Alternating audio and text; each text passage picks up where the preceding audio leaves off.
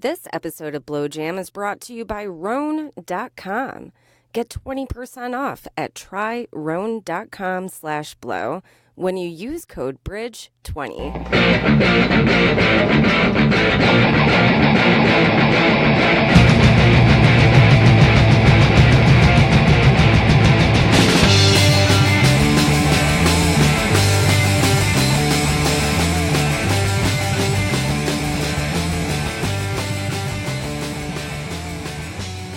Hey buddies, it's Blow Jam presents PODSMASH, the world's best podcast that reviews podcasts. I am your esteemed host, Delia Blowjam, and I am joined with my co-host, Ryan Blowjam. That's me. And we got a special edition of the pod today. We are doing spoiler alerts. Spoilers! Oh yeah. So if you haven't heard the podcast Hitman, turn this the fuck off. Hitman! And which one are you doing, Buggy? I'm doing the thing about Pam. Yes, the thing about Pam. So if you haven't heard the thing about Pam, don't listen to this episode. Shut it off. Yeah. You gotta go check these shows out. Yeah, if you haven't heard the thing about Pam, then go fuck yourself and go listen to it. go to bed. Have 6 to 8 hours sleep. And then, while you're listening to it. And then wake up and take a shower.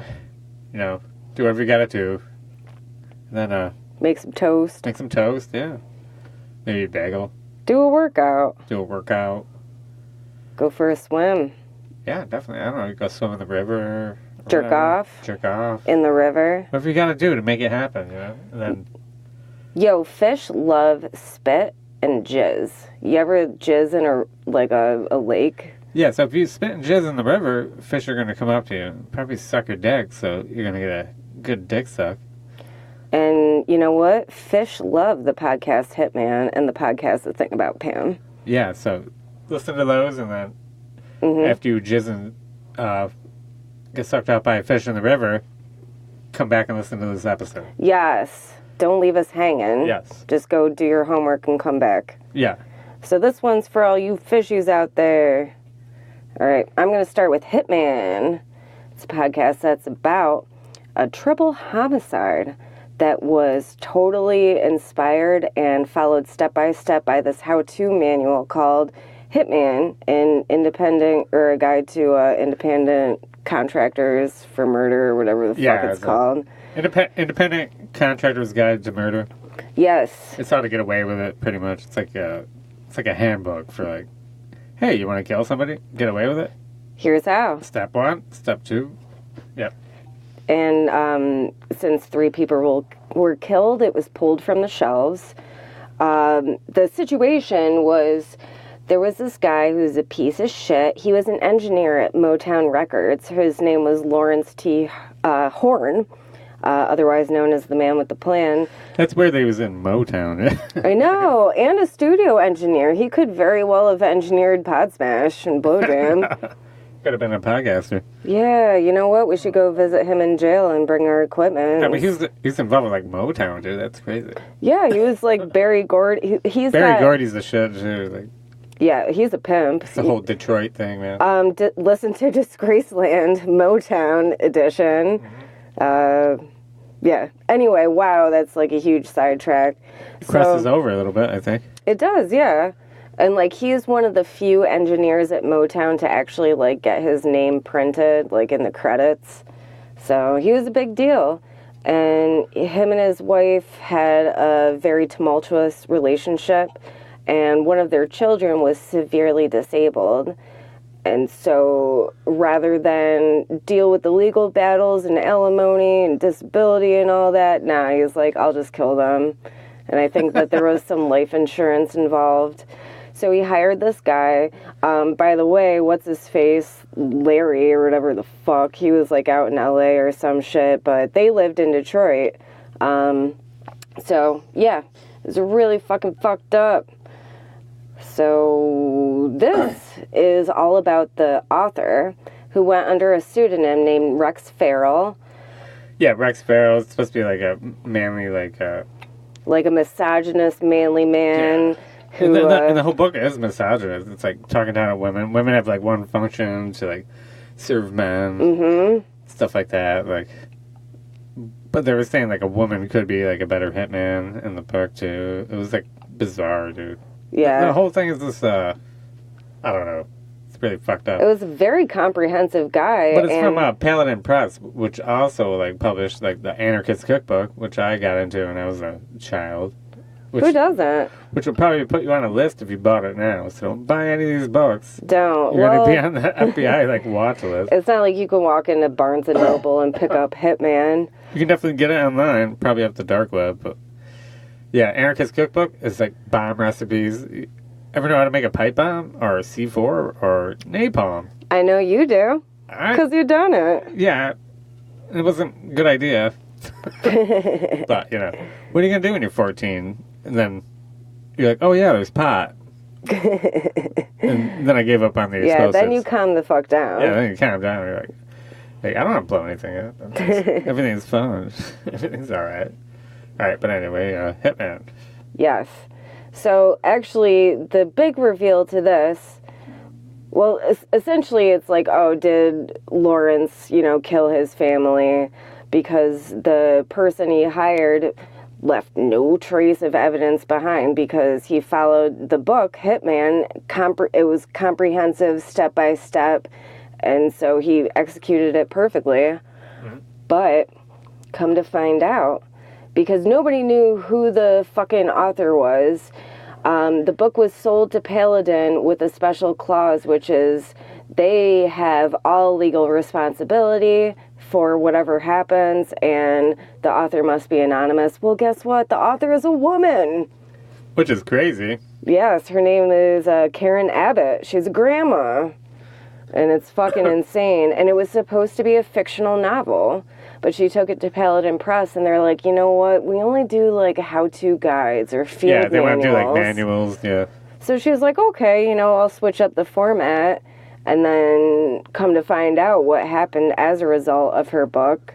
And so she wanted it pulled from the shelves. Yeah, after, like, the first 2 murders, she was like, she wanted it pulled off the shelves, yeah. And they were like, nope, it's our bestseller, so. Yeah. There goes that. Corporate greed, man. Well, and by the way, I totally glazed over the victims, which is not fair. So it's Lawrence T. Horn's ex-wife, Millie, and their son, Trevor, and even his caregiver, Janice Saunders, had died. So all these 3 people died as a result of, Paladin Press and Karen Abbott, who had no desire to even, make it turn out this way. She just wanted it to be a book.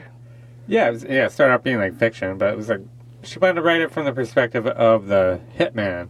Mm-hmm. But it was too dark for people to publish it, so she went to Paladin. People would love it these days. They would love it these days, but back then it was too dark, Yeah. She's like, wow, that's pretty morbid. But I just had no clue by the way that they were talking about Rex Feral. And by the way, it's spelled F-E-R-A-L, like a feral rabbit or something. Feral animal. Yeah.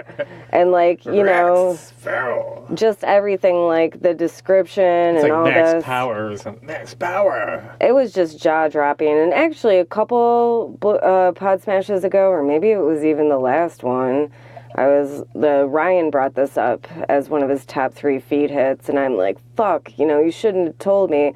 It's literally the first thing they say in the most recent episode. I'm like, yeah, I was listening, and I fell asleep, and I missed it. No, I just, didn't listen at all. I looked at my feed, and I never pressed play. It's definitely a spoiler. It's an immediate spoiler. I was like, holy shit, it's a woman? Yeah, that's amazing. But, they still got more episodes, right? It's still going on, I think. Yeah, I think there's one more. Yeah, there's one more. There have been 7, and there's supposed to be 8. So Hitman is crazy. Who knows? Maybe the last episode's going to be nuts, and we'll have to do it on another special edition. Spoiler alert. Well, I give it 2 thumbs up or whatever. Yeah, I give it 5 pieces of recording studio foam and a fucking carp with a bunch of. I give it 8 thumbs. Well, this is different, so it's got to be a... It's a fucking fish full of jizz. You have 4 thumbs tops, because you got maybe your toe thumbs. My toe thumbs? You can give it 2 thumbs up and maybe 2 toe thumbs. Okay. All right. I'm down. Or you want to give it pinkies? How many pinkies? I'll give it like 4 pinkies. Give 4 pinkies up. And 2 middle. 2 finger pinkies and down. two Oh, Jesus Christ. Just finish your fucking thought. And that's right, it. fine. It was just, I mean, the whole thing, like, throws you for a loop, but just finding out that this very, masculine, misogynist, anonymous author was a woman. Okay. It's on to you. All right.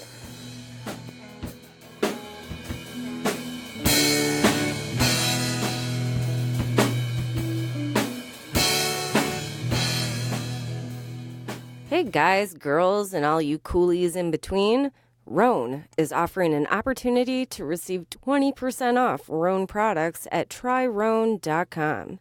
Now, Roan is a men's performance lifestyle and premium activewear brand that is engineered for unparalleled quality and comfort. And I don't know if you know this, but I am not a man. But I'm married to one, and Ryan fucking loves it. And that's because Roan makes something for the modern man, regardless of the occasion, in addition to an awesome collection of premium shorts, shirts, tank tops, socks, swimwear. Roan engineers clothing that's perfect for the office, long flights, and commutes. And Roan's commuter collection, in particular, is their performance alternative to everyday workwear. Roan offers everything from pants, polos. Ryan fucking loves polos. And shorts and shirts that are all lightweight, comfortable, and wrinkle-free. Wrinkle-free. That's a selling point right there. So also the commuter collection is good for all weather. Anytime from a weekday in the workplace to a weekend barbecue. That's the best when you have apparel that is perfect for any occasion. You don't have to change it up every day from work to the home to the parties and what have you. It's just like, hey, whatever, it fits. And Roan, I gotta say, it's spelled R-H-O, N as in Nancy, E as in Edward. You absolutely must check it out and get that 20% off, yo. So to save 20% on your first order, go to tryroan.com/blow and use code BRIDGE20.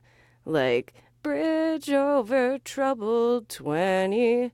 So again, that's tryroan.com/blow and use code BRIDGE20 to receive 20% off.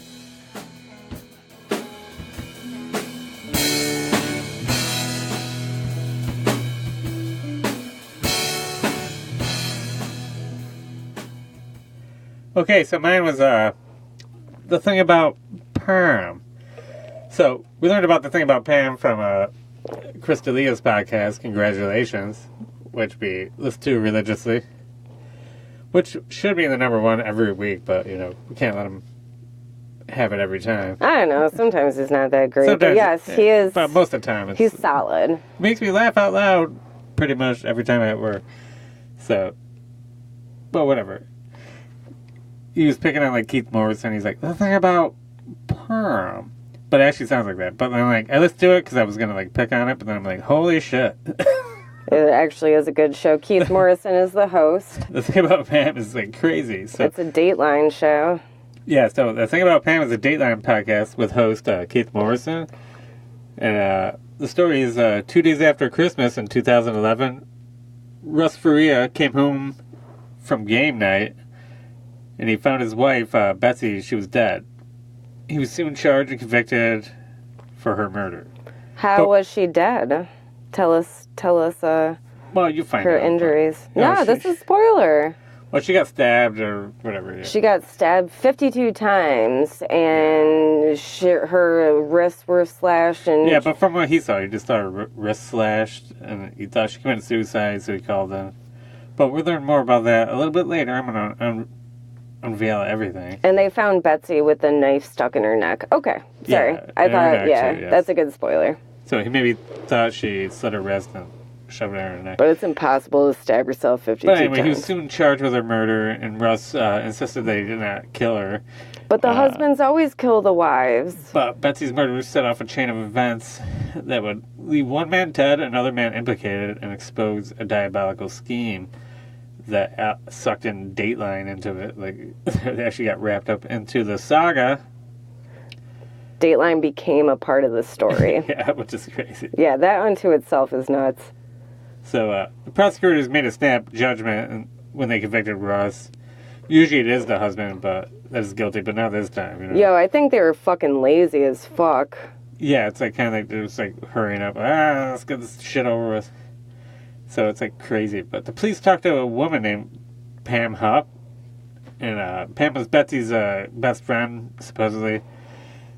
She was the last person to see her alive, actually. She gave her a ride home from her mom's house that night. She was over at her mother's house for some like family thing. And she gave the police a bunch of like false information about Russ and Betsy's relationship. She said that Russ was like violent.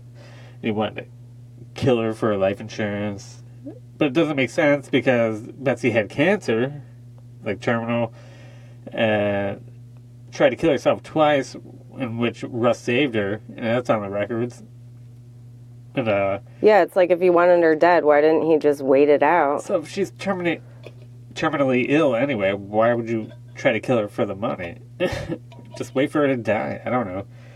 So, but in the end, Pam Hupp actually got the insurance money. Somehow she convinced her to make her the beneficiary of her life insurance, which is pretty fucked up. I don't think that she convinced her necessarily. I think it was under false pretexts or pretenses. It might have been, because they did work for like an insurance company. Maybe she like pulled some trickery on her. She did, yeah. She like had a girl at a library sign the papers as like a notary. Normally you need a notary public, but if you're a librarian, it escapes the rules in some city. That's so fucking weird, yeah. Different states, I guess. I don't know. Not here, but... No, not New York State. You got... You have to get the notary public. Yeah. You need a license to be a barber. Yeah, it's crazy. You need a license for everything. So that's pretty crazy that she ended up getting all the life insurance money. They found out when they went to go bury her. They're like, oh, well, Pam's got all the money. Like, here's the deal. But she was saying that like that Betsy wanted to have the money because she didn't trust Russ. He would spend it all, not leave any money for her children. So Pam was supposed to keep it safe and then dole it out to the girls once they were older, but she fucking cashed it 2 days later. Yeah. Yep. So, she actually, I think it was like 20 days after his conviction. Oh, it was like 2 days after his conviction. Oh, 2 days. I don't know. Okay. Yeah, I'm sorry, it doesn't matter. It's mad quick. But Pam put $100,000 in a trust fund, and she was left $150,000. So she obviously spent $50,000 immediately. And then, what she said, she gave it to like a needy family, which is probably her.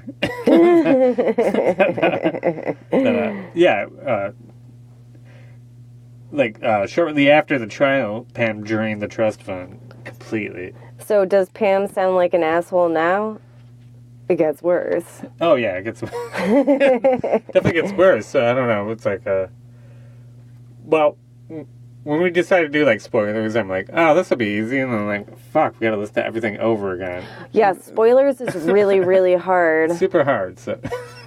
Like, essentially, we got to keep writing stuff down as these really compelling podcasts go down, because now we got to listen back to other ones to make sure we tell you all of the nuances. So, in the future, we're going to write down what we listen to, so we'll probably have more in the future. Oh, yeah, I got one that I have to re-listen to because it's called The Root of Evil. It's insane. And I can do The Shrink Next Door. Yes, please. Yes. Yeah, it requires a little bit more research. It's an ambitious project, but... It might be a once-a-month segment or something. Yeah. That'd be good. Yeah. Kind of regularly irregular. Mm-hmm. But I like it because lots of times we have to, like, skirt around the things that we just really want to say, but we don't want to mess it up for you guys. But anyway, back to the thing about Pam. All right, so it's Kathy Singer. She's the producer for Dateline. Keith Morrison's boss, pretty much. And so she was consistently in touch with Pam during the whole Dateline coverage of like the case. So when there was like a second trial, the second trial was about like Pam's trust fund, and Russ's lawyer repealed to get Russ out of jail. Pam was being like interviewed by prosecutors. She made a claim that her and Pam are lovers. Betsy. Yeah. Pam and Betsy. Oh yeah, Pam and Betsy were lovers, and apparently she was saying that they weren't attracted to each other, but they were intimate anyway. How is that possible? None of it makes sense. It doesn't really make sense. Like, it's pretty weird. Pam's got a pack of lies. Yeah, Pam's full of lies. So, and Pam's previous and current interviews were all recorded, and they were all like contradictory. Everything she said, which is crazy, because he plays them on the podcast, and we're like, she said this, and then he's like kind of contradictory. When she says she did the opposite. She said this, and then bam, the opposite. So it's pretty funny. Yeah, she's slippery. So I guess Russ's conviction was overturned, and Pam ended up going to civil court By the daughters. after this because the insurance money, and the daughters were suing her. And Pam somehow won that one. I don't know why, because she was Pam won that one? yeah, she won because she was doing some word jumble stuff. You know, it's like, what do you mean by this? What do you mean by that? And she ended up being like a hostile witness, and like just wasn't enough evidence that she actually won, because it was Betsy. It was unclear that Betsy would actually give her the right to the money. If that makes any sense. Like, it was unclear that Betsy wanted her to have the money, and she was saying that Betsy wanted to have the money for the girls, but the girls were slandering her, so she didn't give it back to them. But like, yeah, so it was unclear that Betsy actually wanted her to have the money for the girls. So so it could have just been like Betsy wanted her to have the money. So basically, her inconsistencies before paid out for her, made her win the trial. Yo, which is the luck of the dildo. My mind wandered for 2 minutes, and I missed that part. No, it's crazy. But it makes sense for what happens next. Yeah, so, but at least, I don't know. At least what? At least what's his name's out of jail, so. Yeah, poor guy, Russ. Yeah. He spent 4 years in jail for that, and he didn't do anything. Yeah, but then after that, after it gets worse. Yeah, Pam actually shoots and kills someone in her home. Mm-hmm. Self-defense. Allegedly. Mm-hmm. So Pam actually shot and killed someone inside her home. She said this man broke into her home and was sent by Russ Faria to get his money, the insurance money. His name was Louis Gampenberger, and he was the man that she killed. But when they interviewed Louis's mom told police that Louis was in a car accident like years before and didn't have the mental capacity to commit like these crimes. He couldn't even run or like walk so good. He had severe brain damage and nerve damage in one arm. We could have limited use of his arm. And it's very likely that he could have committed any of these crimes that Pam was trying to pin on him, accuse him of. Yeah. And what was the supposed motivation that Louis had in order to break into Pam's house? Oh yeah, because she was trying to pin on Russ for the insurance money. She's trying to make him the mastermind, trying to send this goon after her for the insurance money. Bitch already sent him to jail for 4 years. She's trying to do it again. Wow, so. It's done. Yeah, but Russ was quickly ruled out as like a suspect, and that's pretty fucked up. That Russ was twice targeted by Pam Hupp. They confiscated Pam's phone, and her location detector was left on during this whole time. So they went to Google Maps and like mapped everything out. Like you can see where she went. She went to dude's apartment of what's it? Gambit Burger. Mm-hmm. They went to Lewis's apartment and She picked him up. Yep. Checkmate. Pam got arrested. But what did Pam do? Because Pam didn't know him. You know what she did? And they tracked this as well. She was driving around. Oh, okay. That's next up. Yeah, that's my next thing. All right. Yeah. You got this. Yeah. Before she settled on Lewis Gumpenberger, Pam tried to lure other victims in her car under the guise of a Dateline producer named Kathy Singer. Wah, wah, wah. So her and Kathy, like, they had kind of an amiable relationship. They'd email each other back and forth. Yeah, for the original Dateline series, she was having, like, definitely having a rapport, back and forth, texting, stuff like that. Yes. And after the civil court, or the civil trial with the daughters. Oh, yeah, she's like, tell Kathy I said hi. And they're like, that's kind of weird. That's a little weird, yeah. But there's a reason for it. She was posing as Kathy. And that's how she baited Lou. Yep, and trying to lure victims into her car. There was like another girl she did that came forward. She called the police. Yeah. Because Pam was essentially like, hi, I'm Kathy. I'm doing something for Dateline. Yeah. But I love that character, that woman who was like, bitch is crazy. She could tell she was crazy, but then she was like, let's see how far we can go. Yeah, she was just like... She like invited her to her house. And like, yeah. She recorded everything, and it was just like amazing. Yeah, it was great. That lady really helped. She took down her license plate number. Yeah. It's like, this bitch is crazy. She got in the car with Pam, and then she was like, oh, I left something at home. And so, yeah. Made her drive her back home to like, I think I left the stove on. I was like, yeah. And then just didn't come out. It never came back, called the police. The police came, and Pam just like got out of it. It's wicked funny, dude. Yeah. She is awesome. I wish I could remember her name. Oh, what was her name? I didn't write it. Yeah. I didn't write it down, sorry. All right. Well. But she was cool. And, yeah. So that's our spoilers. That's all I got. Wait, there's no ending? Yo. What? Pam was convicted of murder. I already said that, yeah. Oh. I said, checkmate, Pam got arrested. Game over. Yeah, she got arrested for murder. Life sentence. But she hasn't been convicted of Betsy's death. No. And that's the big thing. So this case is still ongoing. And Kathy wants to retire, but Kathy ain't going to retire until she sees justice for Betsy with Pam. But what's the point? She's already in prison for life. She's going to get like a double life sentence? Or... We just need accountability. Yeah, I guess you're right, yeah.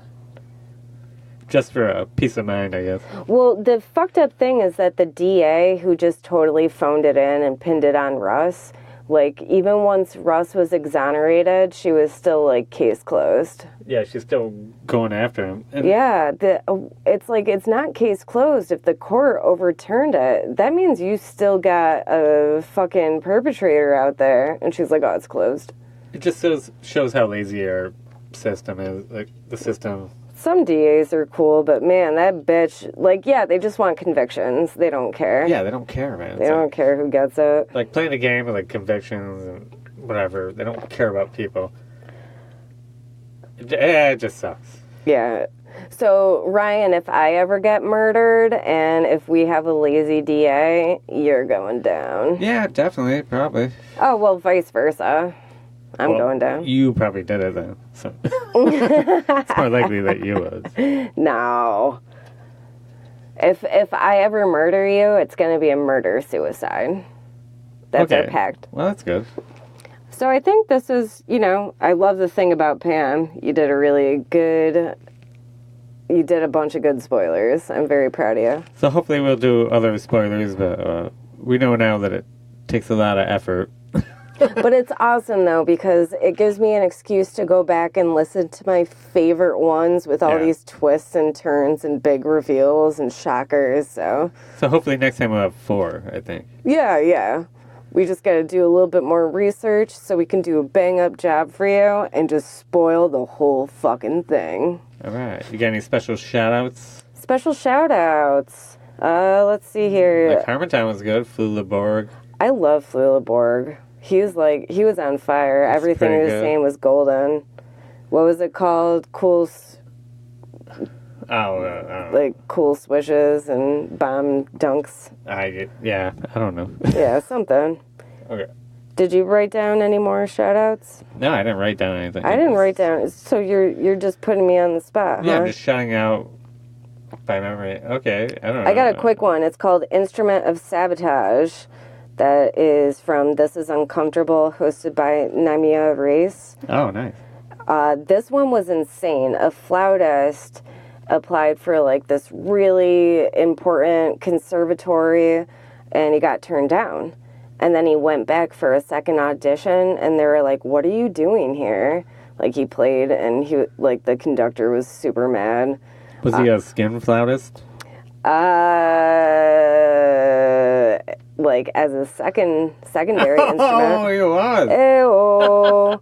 So you know what? I'm gonna spoil this one actually. Mike Pompeo. Ew. Boom, boom, boom. But let me hear Mike Pompeo. Peo. All right. So he went back for a second attempt to try to get into this conservatory, and the professor or instructor was like, "What the fuck are you doing here?" And he was like, "You rejected us." And he's like, "What? You rejected me?" And it went back and forth, and then they showed him an email where they sent him his acceptance. Right. They sent him his acceptance, and it shows a reply that he declined. And so he was like, "How the fuck did that happen?" Well, turns out it was a girlfriend he lived with at the time who didn't want him to move. So she hacked his email and everything, and he sued her because, like, he could have saved a bunch of money. It was like a free ride and all this stuff. And the courts ruled in his favor for $300,000, and now they can't find the girl. Wow. Yeah. That's pretty fucked up. All because she didn't want him to leave or whatever. Crazy bitch. Just fucked up all of his opportunities. Well, that's how she goes. Mm-hmm. And sorry I waved you off. There was some static there. I just have one more shout out. It's not a podcast, but it's an audiobook. It's Catch and Kill by Ronan Farrow. Listen to that shit. It's really good. It's all about like the Me Too movement, Harvey Weinstein, all that shit. Yeah, I guess NBC was supposed to handle the Weinstein story and put it on like Today and all these shows. Well, let's not spoil it. Oh, okay. It's a shout And they out. dicked him around, but there is so much more than that. There's a lot, yeah. Ryan's telling me that Ronan Farrow is very good at accents, so I'm going to listen to it. Yeah, so it's good to listen to the audiobook. You can buy the book, but like he does really good like Russian accents and stuff like that. It sounds better if you listen to it. It's wicked funny. Good. I'm going to steal your phone or steal your Audible password if that's possible. Or just buy Audible. Hey, Audible, you want to sponsor us? Yeah. I'll fucking hop on that free shit. I think we got a phone message from James, remember? Oh, yeah, let's listen to James. And my microphone broke, fell out. and I'm doing a lav mic right now, and it just fell out. So now's a good time to stop. Let's listen to James. And thank you guys so much. We love you, and we'll talk soon.